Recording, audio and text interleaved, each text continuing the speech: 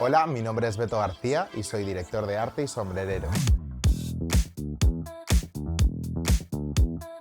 Debuté en el mundo de la moda y el lujo en el prestigioso atelier de Edwin Woodson, donde elaboré encargos para la Casa Real Británica y Ascot.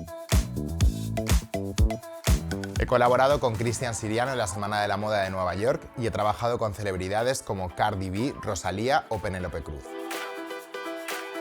Cuando hablamos de accesorios de moda, la diadema sin duda es uno de los preferidos y más versátiles. Su evolución a través de los años la llevó del glamour al aeróbico hasta convertirse en un accesorio básico del otoño. Este complemento se coló en las alfombras rojas y fiestas más prestigiosas y hoy nos acompaña para elevar cualquier look. El secreto para confeccionar la tuya está en elegir los mejores materiales y tejidos. En este curso de doméstica conocerás diversas técnicas para poder crear tus propias diademas y bandas.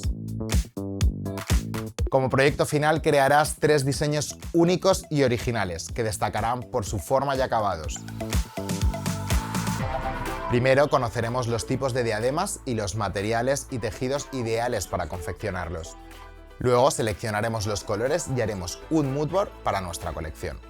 Después montaremos las bases para nuestras bandas y realizaremos una básica y una de relieve. Pasaremos entonces a crear volumen, agregar joyería, experimentar, en fin, hacer moda. Empezaremos con el mulage y continuaremos con las joyas. Mediremos, cortaremos, daremos forma y coseremos.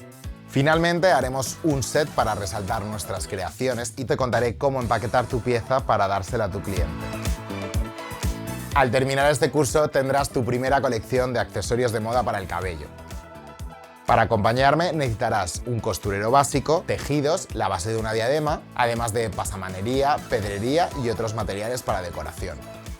Diseña tu propia colección de diademas e iníciate en el mundo de la moda.